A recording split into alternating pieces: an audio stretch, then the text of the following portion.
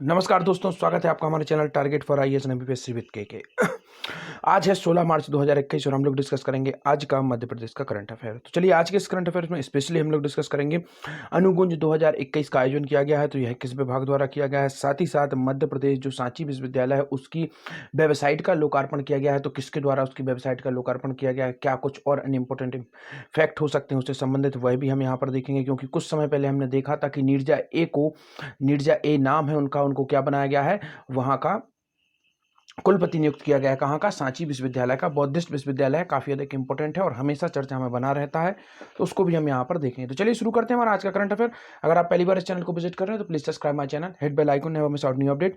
If you want to join my Telegram channel, link video description, you can go join my Telegram channel. आप मेरा Telegram channel link description में है, वहां से आप मेरा टेलीग्राम चैनल ज्वाइन कर सकते हैं, फ्री ऑफ कॉस्ट है। आप वहां पर इस लेक्चर की सभी पीडीएफ प्राप्त कर सकते हैं और भी अन्य जो हमारे स्टडी मटेरियल होते हैं वह सभी वहां पर अपलोड किए जाते हैं। चलिए शुरू करते हैं हमारा आज का करंट अफेयर। दोस्तों हमारा प्रथम क्वेश्चन है, सांची बौद्ध विश्वविद्यालय की नवीन वेबसाइट का लोकार्पण किसके द्वारा किया गया? आपका ऑप्शन नंबर 1 है उषा ठाकुर द्वारा, ऑप्शन नंबर 2 है मुख्यमंत्री जी द्वारा, ऑप्शन नंबर 3 है गृह मंत्री जी द्वारा, या इनमें से कोई नहीं। दोस्तों इसका राइट आंसर है आपका ऑप्शन नंबर 1 उषा ठाकुर जी द्वारा। यह मध्य प्रदेश की पर्यटन एवं संस्कृति मंत्री हैं, काफी अधिक इंपॉर्टेंट इनका नाम है। और जो सांची विश्वविद्यालय है दोस्तों, यह किस जिले के अंतर्गत आता है? तो यह दोस्तों सांची में ही आता है। और यह किस जिले के अंतर्गत आता है? यह आता है दोस्तों रायसेन के अंतर्गत। दोस्तों सांची विधानसभा सीट भी है और वर्तमान में हमारे एक मंत्री हैं वहां से चुनकर आते हैं। आप जरूर इसका आंसर दीजिए, काफी इंपॉर्टेंट उनका नाम है। तो चलिए मैं ही आपको बता देता हूँ, प्रभु राम चौधरी यहीं से चुनकर आते हैं, मध्य प्रदेश के स्वास्थ्य मंत्री हैं और वर्तमान में स्वास्थ्य काफी अधिक चर्चा का विषय बना हुआ है। चलिए आइए सांची से संबंधित कुछ इंपॉर्टेंट फैक्ट आपको बता देता हूँ। सांची का दोस्तों प्राचीन नाम क्या था? काकनाद बेट था। काफी अधिक इंपॉर्टेंट दोस्तों, याद रख लीजिए, काकनाद बेट सांची का प्राचीन नाम था। दोस्तों सांची स्पेशली आपको बताना चाहूंगा, यहाँ पर बौद्ध जो स्तूप है वह काफी अधिक फेमस है। और यह किस सदी में बनाए गए थे दोस्तों? तीसरी ईसा पूर्व में दोस्तों यह बनाए गए थे। और किसके द्वारा बनाए गए थे दोस्तों? यह बनाए गए थे राजा अशोक द्वारा। दोस्तों इनकी खोज कब की गई थी? इनकी खोज की गई थी 1818 में टेलर द्वारा, टेलर द्वारा इसकी खोज की गई थी। काफी अधिक इंपॉर्टेंट है, जॉन टेलर द्वारा 1818 में इसकी खोज की गई थी। यहाँ पर आपको बताना चाहूंगा, जो अशोक थे वह 11 वर्षों तक अवंती के राज्यपाल थे। अवंती अर्थात जिसे वर्तमान नाम हम लोग उज्जैनी के नाम से जानते हैं। तो यह काफी अधिक इंपॉर्टेंट फैक्ट है। कहां से संबंधित? सांची से। सांची को दोस्तों यूनेस्को की विश्व धरोहर सूची में भी शामिल किया गया है। कब किया गया था दोस्तों? 1989 में इसे शामिल किया गया था। दोस्तों 1986 में किसे शामिल किया गया था? और यह मध्य प्रदेश का प्रथम स्थान था। यह था दोस्तों खजुराहो, चंदेल वंश की राजधानी भी यह रही है। और यहाँ पर मंदिर बनाए हैं जो सभी को मालूम है, लगभग 85 मंदिर यहाँ पर थे, परंतु वर्तमान में 22 से 25 मंदिर यहाँ पर जो सुरक्षित अवस्था में है, जो हमें वर्तमान में देखने को मिलते हैं। तो चलिए आइए शुरू करते हैं, हमारा नेक्स्ट क्वेश्चन देखते हैं हम लोग। सांची बौद्ध विश्वविद्यालय की नवीन वेबसाइट लोकार्पित की गई है। संस्कृति एवं पर्यटन अध्यात्म मंत्री उषा ठाकुर ने सोमवार को मंत्रालय में सांची बौद्ध स्थित अध्ययन विश्वविद्यालय की है जो नवीन वेबसाइट है, आप देख सकते हैं, आपके सामने है। कई बार इस तरीके के क्वेश्चन एमपीपीएससी में पूछ लिए जाते हैं। डायरेक्ट भाई आपको वेबसाइट दे देंगे और आपको बताना पड़ेगा यह किस जगह की और किस संस्थान से संबंधित वेबसाइट है। तो इसका लोकार्पण किया गया है और उस समय डॉक्टर नीरजा ए गुप्ता इस पर उपस्थित थी। यह काफी अधिक इंपॉर्टेंट नाम है क्योंकि अभी इन्हें दोस्तों नियुक्त किया गया है। क्या नियुक्त किया गया है? यहाँ का कुलपति नियुक्त किया गया है। कुलपति कौन है? नीरज ए गुप्ता है दोस्तों। तो यह काफी अधिक इंपॉर्टेंट है, इसको याद रखिए। और इसके पहले ये दोस्तों गुजरात में जो कॉलेज है वहां पर प्रोफेसर हुआ करती थी, उसके बाद यहाँ पर इन्हें नियुक्त किया गया। चलिए आइए देखते हैं नेक्स्ट। भारतमाला परियोजना के अंतर्गत राष्ट्रीय राजमार्ग के लिए इस वर्ष दिसंबर तक मध्य प्रदेश को कितने हजार करोड़ रुपए प्रदान करने का कार्य योजना है? दोस्तों भारतमाला, काफी बार यह क्वेश्चन पूछ लिया जाता है, तो अभी मैं आपको बता देता हूं भारतमाला स्पेशली किससे संबंधित है, इस तरीके का क्वेश्चन बनता है। तो यह है दोस्तों राष्ट्रीय राजमार्ग और सड़कों से संबंधित। यहां तक आपको समझ में आ गया होगा। अब हम देखते हैं इस भारतमाला परियोजना के अंतर्गत जो मध्य प्रदेश में वर्ष के अंत अर्थात इस वर्ष दिसंबर तक मध्य प्रदेश को कितने हजार करोड़ रुपए देने का प्रावधान है। कितना जो हजार करोड़ रुपए है उसको प्रदान करने का प्रावधान किया गया है मध्य प्रदेश को। तो आपको ऑप्शन नंबर 1 है 50,000 करोड़, 100,000 करोड़, 300,000 करोड़ या 200,000 करोड़। दोस्तों इसका राइट आंसर है आपका ऑप्शन नंबर 1 50,000 करोड़ सागरमाला परियोजना भारतमाला परियोजना के अंतर्गत मध्य प्रदेश को प्रदान करने की बात की गई है। किसके द्वारा की गई है? केंद्रीय मंत्री नितिन गडकरी जी द्वारा। क्योंकि अभी माननीय मुख्यमंत्री शिवराज सिंह चौहान जी ने मुलाकात की थी। किससे मुलाकात की थी दोस्तों? केंद्रीय मंत्री नितिन गडकरी जी से इन्होंने मुलाकात की थी। जब चर्चा हुई है राष्ट्रीय राजमार्ग से संबंधित चर्चा हुई है, तो सबसे पहले आपको बता देता हूं मध्य प्रदेश परिवहन विभाग की दोस्तों स्थापना कब हुई थी। तो ये इसका राइट आंसर है दोस्तों 1962 में। काफी अधिक इंपॉर्टेंट है, इसे याद रखिए। मध्य प्रदेश परिवहन विभाग की स्थापना कब हुई थी? 1962 में इसकी स्थापना हुई थी। इसके बाद आपको बताना चाहूंगा मध्य प्रदेश के वर्तमान परिवहन मंत्री कौन है? गोविंद सिंह ठाकुर हैं। काफी अधिक इंपॉर्टेंट नाम है। गोविंद सिंह राजपूत इसके जो है वह मंत्री हैं, कार्यवाहक इसके जो प्रमुख मंत्री हैं यही हैं, साथ ही साथ राजस्व मंत्री भी यही हैं। अब आपको बताता हूं भारत का सबसे लंबा राष्ट्रीय राजमार्ग कौन सा है दोस्तों? पहले हुआ करता था NH7, परंतु अब यह नहीं है। अपने दिमाग से इसे निकाल दीजिए। इसकी जगह पर आ गया है दोस्तों NH44। याद रखिए NH44 भारत का सबसे लंबा राष्ट्रीय राजमार्ग है। कौन सा है दोस्तों? NH44 भारत का सबसे लंबा राष्ट्रीय राजमार्ग है दोस्तों। इसकी जो लंबाई है वह कितनी है दोस्तों? 3745 किलोमीटर। याद रखिए आप, 3745 किलोमीटर इसकी लंबाई है और यह श्रीनगर से कन्याकुमारी तक जाता है। तो अब कौन सा लंबा राष्ट्रीय राजमार्ग है भारत का? NH44। इसके साथ ही साथ आपको बताना चाहूंगा मध्य प्रदेश का वर्तमान में कौन सा है दोस्तों? पहले हुआ करता था NH3, परंतु इसको भी अब दिमाग से हटा दीजिए और अब वर्तमान में कौन सा है मध्य प्रदेश का? मध्य प्रदेश का है दोस्तों NH46। याद रख लीजिए, काफी सारी बुक्स में पुराना डाटा है और काफी सारी नई बुक्स में भी पुराने डाटे को दोबारा से बताया गया है। तो याद रखिए NH46 है मध्य प्रदेश का दोस्तों सबसे बड़ा राष्ट्रीय राजमार्ग, अर्थात मध्य प्रदेश से गुजरने वाला सबसे बड़ा राष्ट्रीय राजमार्ग है दोस्तों। इसकी लंबाई कितनी है? इसकी लंबाई है दोस्तों 634 किलोमीटर। याद रखिए इसकी लंबाई कितनी है मध्य प्रदेश के सबसे लंबे राष्ट्रीय राजमार्ग की? 634 किलोमीटर। चलिए आपको बढ़ते हुए क्रम में बता देता हूं। तो इस NH44 को आप देखा, आप लोगों ने क्या देखा? भारत देश का सबसे लंबा राष्ट्रीय राजमार्ग है। इसके बाद मैं आपको बताना चाहूंगा NH46 यह मध्य प्रदेश का सबसे लंबा राष्ट्रीय मार्ग है दोस्तों। इसके बाद यह पहले नंबर का सबसे बड़ा राष्ट्रीय राजमार्ग और इसके बाद सेकंड नंबर पर कौन सा राष्ट्रीय राजमार्ग आता है मध्य प्रदेश में दोस्तों? तो वह आता है आपका NH44। याद रखिए जो भारत का सबसे लंबा राष्ट्रीय राजमार्ग है वह मध्य प्रदेश से गुजरने वाला दूसरा सबसे बड़ा राष्ट्रीय राजमार्ग है। इसके बाद आप देखेंगे दोस्तों NH47। याद रख लीजिए इन तीनों चीजों को, NH46 बीच में 44 और उसके बाद में आप देखेंगे NH47। तो यह तीन राष्ट्रीय राजमार्ग मध्य प्रदेश के बढ़ते क्रम में, अर्थात सबसे बड़ा NH46, उसके बाद दूसरे नंबर पर 44 और 47 होगा आपका तीसरे नंबर का। इसके बाद आपको बताना चाहूंगा दोस्तों मध्य प्रदेश का सबसे छोटा राष्ट्रीय राजमार्ग, यह तो हमने देखे बड़े राजमार्ग। अब हम देखते हैं मध्य प्रदेश का सबसे छोटा राष्ट्रीय राजमार्ग कौन सा है दोस्तों? 335 2B। याद रखिए इसके साथ में B यहां पर साथ में दिया गया है। 335 2B यह मध्य प्रदेश का दोस्तों सबसे छोटा राष्ट्रीय राजमार्ग है। लगभग 7 किलोमीटर यह है, तो आपको याद रखना है 335 BB मध्य प्रदेश का सबसे छोटा राष्ट्रीय राजमार्ग है। इसके बाद आप देखेंगे, इसके बाद दूसरे नंबर का इससे थोड़ा बड़ा राष्ट्रीय राजमार्ग कौन सा है?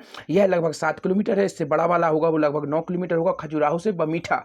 यह भी काफी अधिक इंपॉर्टेंट है और मध्य प्रदेश के पर्यटन से काफी अधिक इंपॉर्टेंट है। और इसके पहले अर्थात 335 BB के पहले यही हुआ करता था मध्य प्रदेश का सबसे छोटा राष्ट्रीय राजमार्ग, परंतु अब यह दूसरा सबसे छोटा राष्ट्रीय राजमार्ग है। कौन सा है दोस्तों? 339B। यह मध्य प्रदेश का दूसरा सबसे छोटा राष्ट्रीय राजमार्ग है दोस्तों। और इसके बाद आप देखेंगे तीसरा सबसे छोटा 339। आप एक ट्रिक भी बना सकते हैं अपने दिमाग में, 135 और उसके बाद 139B, उसके बाद आप देखेंगे 339। तो इस तरीके से आप इसे याद भी कर सकते हैं। अब इस तरीके के जो राष्ट्रीय राजमार्ग होते हैं यह तो आपको मालूम चल गए, परंतु अब मैं आपको बताना चाहूंगा जो राष्ट्रीय राजमार्ग होते हैं और एक होते हैं राजकीय राजमार्ग। राजकीय राजमार्ग अर्थात जिन्हें राज्य का जो विभाग होता है, राज्य सरकार द्वारा इसे बनाया जाता है स्पेशली। तो आपको बताना चाहूंगा मध्य प्रदेश का सबसे लंबा राजकीय राजमार्ग कौन सा है दोस्तों? तो वह है इसको बोला जाता है SH, अर्थात स्टेट हाईवे यह होते हैं।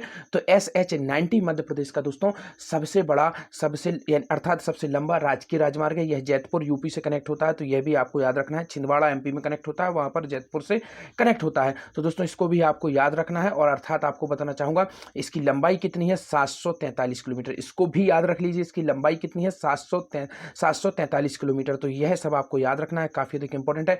अब आपको यहां पर बता देता हूं, यह तो हमने देखा NS जो 19 है, यह SH दोस्तों सॉरी SH अर्थात स्टेट हाईवे 19 सबसे बड़ा राजकीय राजमार्ग है मध्य प्रदेश का। अब आपको बताना चाहूंगा मध्य प्रदेश का सबसे छोटा राजकीय राजमार्ग कौन सा है दोस्तों? SH39A। याद रख लीजिए SH39A मध्य प्रदेश का दोस्तों सबसे छोटा राजकीय राजमार्ग है, जो कि काफी अधिक इंपॉर्टेंट है। अर्थात जितने भी इंपॉर्टेंट फैक्ट हो सकते थे राजकीय राष्ट्रीय राजमार्ग से, वह सब मैंने आपको यहाँ पर बता दिए। तो यहाँ पर हम देखते हैं मुख्यमंत्री शिवराज सिंह चौहान ने केंद्रीय मंत्री गडकरी के साथ राष्ट्रीय राजमार्गों के निर्माण और संधारण के संबंध में बैठक की। प्रदेश में अटल प्रोग्रेस वे परियोजना सरकार निर्माण के मुद्दों पर बात हुई। अटल प्रोग्रेस वे सभी को मालूम होना चाहिए दोस्तों। 300 किलोमीटर अटल प्रोग्रेस वे से संबंधित कुछ इंपॉर्टेंट फैक्ट आपको बता देता हूं। वीडियो कुछ लंबी हो सकती है, परंतु दोस्तों मैं कभी भी क्वालिटी से कोई समझौता नहीं कर सकता हूं। जिन लोगों को वीडियो बोरिंग लगे वह वीडियो को छोड़ सकते हैं, और जिन लोगों को कुछ प्राप्त करना है वह इस वीडियो को कंटिन्यू तक देखें, क्योंकि मेरी हमेशा कोशिश होती है एक भी फैक्ट, एक भी कॉन्सेप्ट नहीं छूटना चाहिए, चाहे वीडियो कितना भी बड़ा हो जाए।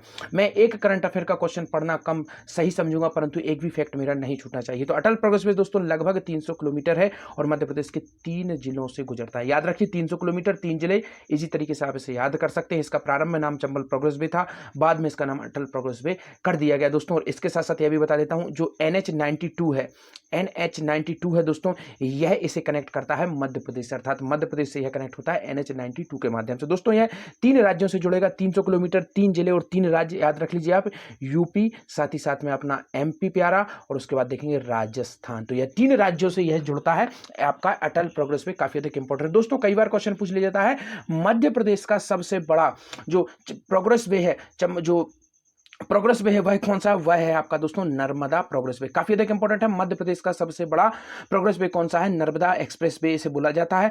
और यह आपको यहां पर बताना चाहूंगा, इसकी लंबाई कितनी है दोस्तों, इसकी लंबाई है 1265 किलोमीटर। याद रख लीजिए इसकी लंबाई कितनी है, 1265 किलोमीटर, काफी अधिक इंपॉर्टेंट यह हो जाता है, इसे याद रखिए आप, 1265 किलोमीटर इसकी लंबाई है। और इसके साथ ही साथ यह भी बताना चाहूंगा, यह मध्य प्रदेश के दोस्तों कितने जिलों से गुजरता है, 11 जिलों से गुजरता है। याद रखिए जो चंबल प्रोग्रेस वे है वह 3 से गुजरता है, यह 11 जिलों से गुजरता है। याद रखिए आप, काफी अधिक इंपॉर्टेंट यह होगा, और इस तरीके के क्वेश्चन पूछ लिए जाते हैं कितने जिलों से गुजरता है।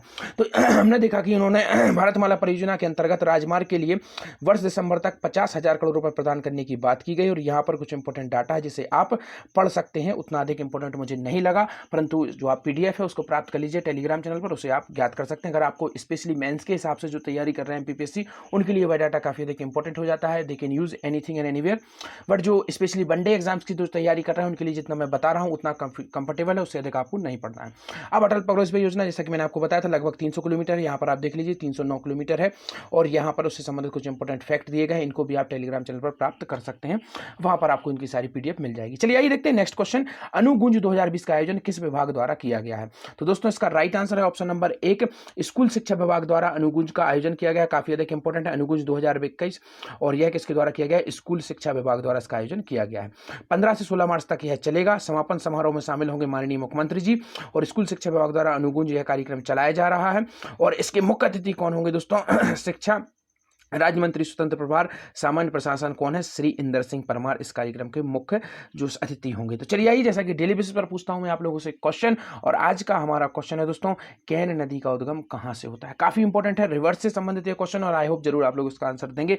कैन नदी काफी अधिक इंपॉर्टेंट है दोस्तों, इसका प्राचीन नाम, एक और इंपॉर्टेंट नाम चलता है जिसका नाम क्या है, प्राचीन सुक्तमती, काफी अधिक इंपॉर्टेंट है दोस्तों, सुक्तमती कैन नदी का प्राचीन नाम है दोस्तों। और आपको एक इंपॉर्टेंट फैक्ट आपको बताना चाहूंगा, जो पन्ना राष्ट्रीय उद्यान है उसके मध्य से यह नदी गुजरती है, तो यह भी आपको याद रखना होगा, पन्ना राष्ट्रीय उद्यान के मध्य से कौन सी नदी गुजरती है, कैन नदी गुजरती है दोस्तों। इस पर एक बांध भी है जिसका नाम क्या है दोस्तों, गंगऊ, काफी इंपॉर्टेंट, कई बार पूछ लिया जाता है गंगऊ बांध किस पर है, तो यह पन्ना जिले में ही है, और किस नदी पर है दोस्तों, यह है आपका कैन नदी पर है दोस्तों। एक और इंपॉर्टेंट फैक्ट आपको बताना चाहूंगा कैन नदी से संबंधित, कैन नदी दोस्तों, कैन नदी की जो टोटल लंबाई है वो कितनी है दोस्तों, 427 किलोमीटर है। और दोस्तों कोई भी नदी जो इंपॉर्टेंट नदी हो या ना हो, उसकी जो अगर किसी अन्य राज्य में जाती है दोस्तों, तो उसकी टोटल लेंथ, उसके बाद आप देखेंगे मध्य प्रदेश में कितनी जो उसकी लेंथ है उसको जरूर देखिए, कभी भी उसको टाला मत करिए। तो यह इसकी टोटल लेंथ हो गई, और मध्य प्रदेश के अंदर दोस्तों इसकी लेंथ कितनी है, 292 किलोमीटर मध्य प्रदेश के अंदर इसकी लेंथ है। किसकी लेंथ है दोस्तों, कैन नदी की। यहां पर आपको एक और इंपॉर्टेंट फैक्ट बता देता हूं, मध्य प्रदेश की दोस्तों सबसे बड़ा नदी का अपवाह तंत्र कौन सा है दोस्तों, गंगा नदी का अपवाह तंत्र। याद रखिए अपवाह तंत्र की बात कर रहा हूं मैं, नदी की बात नहीं कर रहा हूं। अपवाह तंत्र सबसे बड़ा कौन सा है, गंगा नदी अपवाह तंत्र है। और नदी सबसे बड़ी कौन सी है मध्य प्रदेश की, तो वह है नर्मदा, जिसे मध्य प्रदेश की जीवन रेखा भी कहा जाता है। तो यह भी आपको याद रखना है। तो चलिए यह था कुछ इंपॉर्टेंट फैक्ट जो मैंने आप लोगों को बताए, और आई होप आप लोग जरूर आंसर देंगे। इतना सब मैंने आप लोगों को बता दिया है, परंतु यकीन मानिए कैन नदी का आंसर जो लोग देंगे मुझे काफी अधिक खुशी होगी आप लोगों के इस आंसर से। तो चलिए प्लीज आप कमेंट सेक्शन में जाकर इसका आंसर जरूर दीजिए, और टेलीग्राम चैनल पर आप हमारे जो पूरा लेक्चर इसकी PDF प्राप्त कर सकते हैं। तो thank you so much watching this video, बने रहे हमारे साथ, target for IAS and MPSC with KK। Thank you so much watching this.